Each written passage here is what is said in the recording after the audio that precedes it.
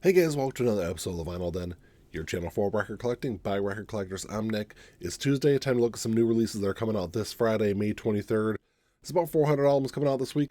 I got 10 on my list for today.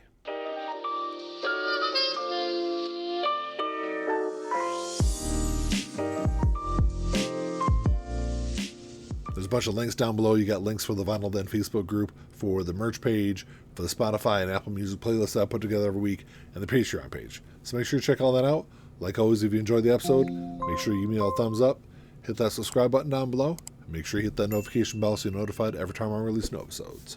Like I said in the intro, there's almost 400 albums that are coming out this week. I'm only going to talk about 10 on the show today, so if something I don't have on here you're looking forward to, make sure you drop me a comment down below.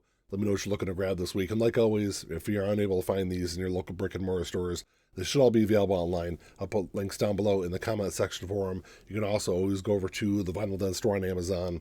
They got all the pre-orders around there, new releases, deals on records, all sorts of cool stuff to check out. The first release is one I was kind of on the fence about, so I didn't really know if I want to pre-order or not, but this is the deluxe edition of Saviors by Green Day. So Saviors was released last year as our 14th studio album, so the 2LP deluxe edition. It's going to run you about $38. This is going to be on hot pink and white splatter vinyl. I thought Saviors was very much a return to form album for the band. When they released Father of All, I know some people liked it, but I thought it was a terrible album. I think most Green Day fans consider it one of their worst albums. So when Saviors was released, I didn't really know what to expect with it, but I was blown away by the album. Ended up being one of my favorite albums from last year. So this deluxe edition comes with a second LP with 5 unreleased tracks on there. It also has 2 acoustic songs. I've been kind of vocal about my displeasure for these deluxe editions for the, over the last couple of years, it'd be getting more and more popular, where a band will release an album and then 6 months or 12 months later, they'll release a deluxe edition. It always comes off as kind of a cash grab, but I was able to get this on sale. I paid less than $35 when I pre-ordered it. But generally, when it comes to these deluxe editions, I'll wait till after they're released. I'll stream them a couple of times before I decide whether or not I really like the extra material enough to have another copy of this album on vinyl. Like I said, I got it for a good deal, so I decided to pre-order it. So that's coming this week. Then you've also got the Black Crowes Live coming out. So this came out back in 2002. This is a live album that was recorded on October 30th and 31st, 2001 in Boston. So this is a 3 LP release. It's going to be on, there's a couple different versions of this. There's a black version, there's a metallic gold version, and then there's a silver one. So I think all 3 of them are going to run you around $116. But the cool thing about this performance is these last 2 shows, these were the last 2 shows before the Black Crowes would go on this long 7-year hiatus. And in many ways, I think this was like the end of the classic period of the Black Crowes. They were never the same once they reformed in 2008. What you're getting on here is most of the band's best songs from across their first 6 albums. There's 19 tracks across 3 LPs. It all comes housed in this nice trifold jacket. This is something that was never available on vinyl until 2015, but when it was released in 2015, they released it as 2 LP releases, so you had Volume 1 and Volume 2. So this is the first time they're going to release it all together as one album. I'm not the biggest Black Crowes fan, but it's definitely one I'll add to my list of stream to check out this week. There's also a reissue of Chicago 2 getting released this week. So this came out back in 1970. It was their second studio album. This is the band's first album where they didn't use the Chicago Transit Authority name. This is being released in celebration of the 55th anniversary of the album. So it's on 2 LPs. It's going to run you about $34. So this is a reissue of the 2017 pressing, which had all the newly remixed or remastered audio from Steven Wilson, which this album sounds fantastic. It's available. This is the version that's available on all the different streaming services out there. And this album's been reissued a few times since then. I think the last one was Friday Music released it in 2022, but I don't think any of them had that Steven Wilson audio except for that pressing back in 2017. I think there's a box set they also released since then, but I think it's just the box set and the 2017 pressing that has this audio on it. Chicago's debut album was big, and it was a massive success, but this was the album I think really cemented the band as one of the biggest and best rock bands of the early part of the 70s. So, I need to go back and stream it again. It's been a few years since I listened to it, but that one's coming out this week. You also got Deep Purple Greatest Hits coming out this week. So this was released back in 2009. This is a compilation of tracks. You got studio tracks on here. There's live versions on here spanning the first 41 years from the band. So this is music on vinyl release, so it's going to be a little bit more money. It's going to be on 4 LPs also, so kind of keep that in mind. But it's going to run you about $94. This is going to be on black vinyl. So back in February, Music on Vinyl did a limited run of this album, where I think it was limited to 14 or 1,500 copies.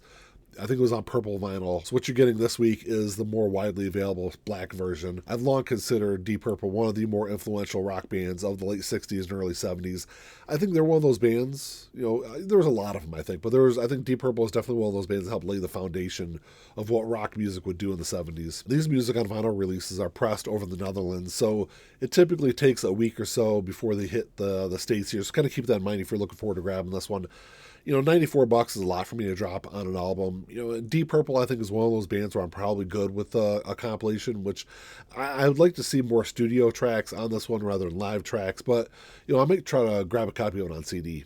Another music on vinyl release that's coming out this week is Mott by Mott the Hoople. Came out back in 1973. It was their sixth studio album. It's going to be limited to 1,000 copies. It's going to be on pink vinyl. It's going to run you about $38. So when this album was released, there was two different versions of it. There was a UK version and a US version. The artwork is really mainly the only big difference. I think there's a couple of songs that were remastered for the US version.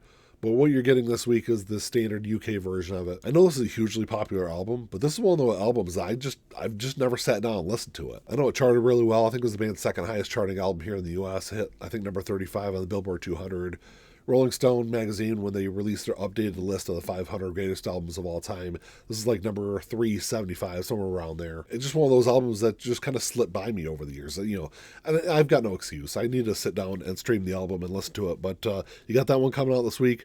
And you've also got a reissue of Feels Like Home by Norah Jones. So this was released back in 2004. It was her second studio album. It's going to about $30. This is the follow-up to her debut album, Come Away With Me, which was an absolute gigantic hit. That album would hit number one in a bunch of different countries. It sold, I think, over 12 million copies here in the US. Another 7 million copies in Europe. Like I said, huge album. And when an artist has to follow up an album like that, it can be difficult. A lot of times they try to recapture some of the magic they had on that first album. And often it ends up just sounding like a bad copycat version. And while this album wasn't as huge as her debut, I think it's equally as good. She did win a Grammy off this one also. There's a couple of great Thelonious Monk albums getting released this week. The first one was Thelonious himself. Came out back in 1957. It's part of the Craft Recordings original jazz classic series. These are always mastered by Kevin Gray from the original analog tapes, suppressed RTI. They sound absolutely fantastic. This one's going to run you about $39. So this is mostly a solo album from Thelonious. The first 7 tracks are him all by himself, and then the very last track on the album, which is Monk's Mood, includes John Coltrane and Wilbur Ware on there. Thelonious did a few of these solo albums in the 50s. I think this is easily the best one he did. When this was first released on CD back in 1987, it also included a 22-minute version of Round Midnight, and then in 2008 they released an expanded edition on CD, which got alternate versions on there. There's outtakes. I'd love to see them do a full vinyl release of the expanded edition. So that one's coming out this week. Then you also got Brilliant Corners, also released in 57. So this is part of the Craft Recording Small Batch series, which are all one-step pressings. They're mastered by Bernie Grundman. They're pressed to RTI. This one's going to run you about $100, which I know is a lot for a jazz album, but this one I think is definitely worth it if you're a jazz fan. This one is individually numbered. It comes in a nice deluxe slipcase also. This is an album that in 2003 was selected by the Library of Congress to be added to the National Recording Registry, which, if you don't know what that is, it's an honor given to, it's always like the most culturally significant or historically significant albums. It's also included in the book 1001 Albums You Must Hear Before You Die. It's in the Grammy Hall of Fame. It's easily one of the best jazz albums of the 50s, maybe one of the best jazz albums of all time. I know $100 is a lot to drop on an album. This is one where, if I can find it on sale somewhere, maybe I'll grab a copy of it. There's also Inside Job by Don Henley coming out this week. This was released back in 2000. It was his fourth solo studio album.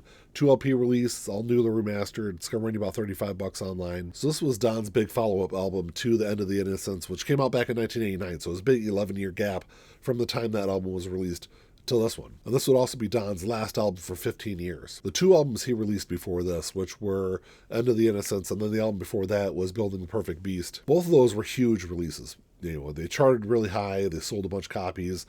This one didn't quite live up to those expectations, but actually charted higher in the U.S. I think the Eagles reunion in the 90s really took most of Don's time. I think it really kind of broke up some of that momentum that he had in his solo career before that. It is a really good album. It's one I haven't listened to in a very long time. I'll definitely add that one to my list to stream and check out this week. And then the last album I got on my list is the original soundtrack for Cocktail. This one's going to run you about $38. I think this is one of the more underrated soundtracks of the 80s. There's a bunch of great songs on here. You got songs by Starship, the Beach Boys, John Mellencamp, Little Richard, among a bunch of other ones. This is an album that has not been pressed a lot over the years. This is the first time it's being released since 2014, and that 2014 pressing was the first time it had been pressed since the 80s. If you're unfamiliar with the movie, unfamiliar with the soundtrack, the movie's great. The soundtrack is awesome also. This is one where it's going to run you about $38. I could probably find a used copy for a little less than that. We'll see what I end up grabbing this week, though. Well, that's all I got for you today, guys. Thanks for checking the show out. Make sure you drop me a comment down below. Let me know what you're looking forward to grabbing this week. As far as that Saviors album goes, as much as I complain about these deluxe editions, I guess I'm part of the problem because I still end up buying them. If this wasn't Green Day, I probably would pass on it. There's been a couple of them recently that I've been kind of intrigued about, but I ended up streaming it and decided to pass on them. But I'm definitely looking forward to getting that this week. The Black Crowes Live, that's a lot for me to drop on an album. I'll probably stream that one and see if I like that one. I'll definitely grab one of those Thelonious Monk albums. I got some question marks next to some other ones, but let me know what you guys are looking forward to. Like always, if you enjoyed the episode, make sure you give me a thumbs up. Hit that subscribe button down below. That's all I got. Until next time, keep on spinning. Peace.